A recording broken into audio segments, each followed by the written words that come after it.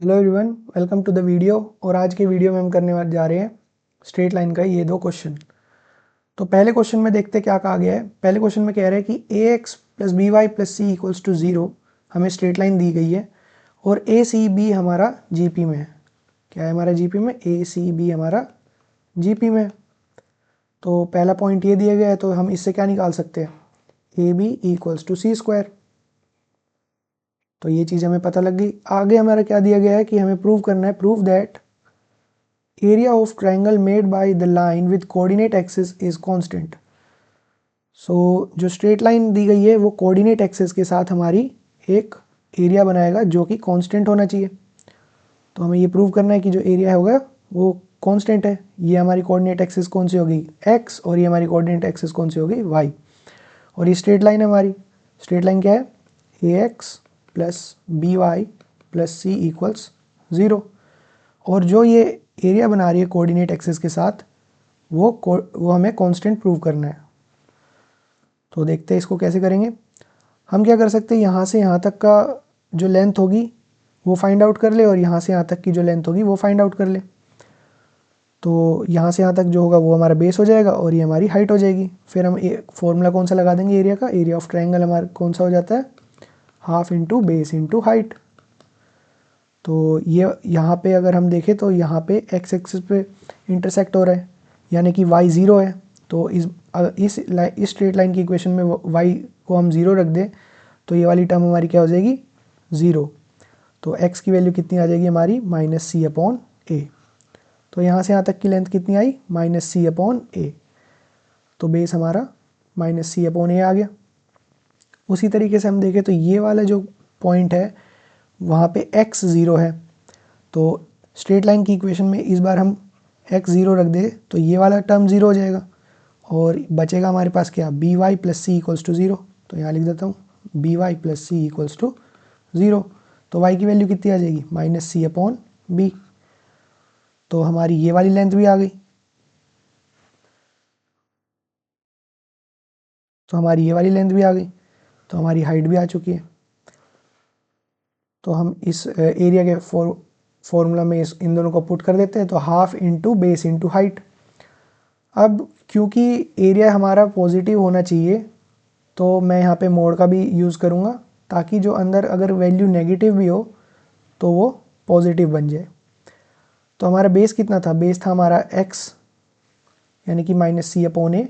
तो minus C upon ए into में हमारा height minus C upon B. अब ध्यान से देखें तो यहाँ पे 2 माइनस मल्टीप्लाई में है, फिर भी वैल्यू पॉजिटिव हो रही है। और मोड तो हमने लगा ही रखा है ताकि अगर हमारा अंदर नेगेटिव बन के आए फिर भी हम उसको पॉजिटिव में बना दें। तो ये हमारा क्या बन जाएगा? 1/2 सी स्क्वायर अपॉन ए बी। तो यहाँ पे हमने जो सबसे पहले हमारे जो पॉइंट दिया गया था ए सी बी जी पी में है, उससे हमने ये वाली चीज़ निकाली थी जिसमें सी स्क्वायर किसके इक्वल था? ए बी के इक्वल था। तो हम यहाँ पे सी स्क्वायर को ए बी के इक्वल रख दें तो क्या बन जाएगा? यहाँ से ए बी और ए बी कट जाएगा तो 1/2 हमारा एरिया आ जाएगा जो कि एक कांस्टेंट वैल्यू है। तो फर्स्ट क्वेश्चन हमारा इसी तरीके से प्रूव हो गया। और चलते हम अपने नेक्स्ट क्वेश्चन पे। तो नेक्स्ट क्वेश्चन में क्या कह रहा है? नेक्स्ट क्वेश्चन में कह रहा है in a line A x plus B Y plus c equal 0 a b c are in A P. इस बार क्या दिया है? ए बी सी ए पी में दिए गए और हमें क्या प्रूव करना है? Then prove that line pass through a fixed point 1, -2। तो इस बार हमें प्रूव क्या करना है? जो स्ट्रेट लाइन है वो ये फिक्स्ड पॉइंट है 1, -2 उससे पास करती है। अगर उससे पास करती है तो वो उस स्ट्रेट लाइन को सेटिस्फाई भी करेगी। तो इस बार हमें क्या दिया गया है? इस बार हमें दिया गया है ए बी सी जो है वो हमारा ए पी में है। यहाँ पे ये बना नहीं। ए बी सी हमारा क्या है? ए पी में है। ए बी सी ए पी में दिया गया है। तो इसका क्या मतलब है? A plus c by 2 equals to b है। तो इससे क्या बन गया है? A plus C equals to 2b है। अब हमें जो प्रूव करना है वो प्रूव करना है 1, -2 हमारा straight line A x plus B Y plus C equals to 0 से पास करता है। तो पास करता है तो सेटिस्फाई भी करेगा इसको। तो अगर हम इसमें x और y की वैल्यू रख दें, x की वैल्यू 1 और y की वैल्यू -2, तो हमारा क्या बन के आ जाएगा, तो हमारा बन जाएगा a into 1 plus b into -2 plus c equals 0। ठीक है, तो यहाँ पे a -2b plus c equal 0, और इसको हम रीअरेंज करें तो a plus C equals to 2b बन जाएगा, जो कि हमारा पहले ही दिया गया था कि ए बी सी जो हमारा AP में है, और उससे हमारी ये गिवन कंडीशन सेटिस्फाई हो गई थी।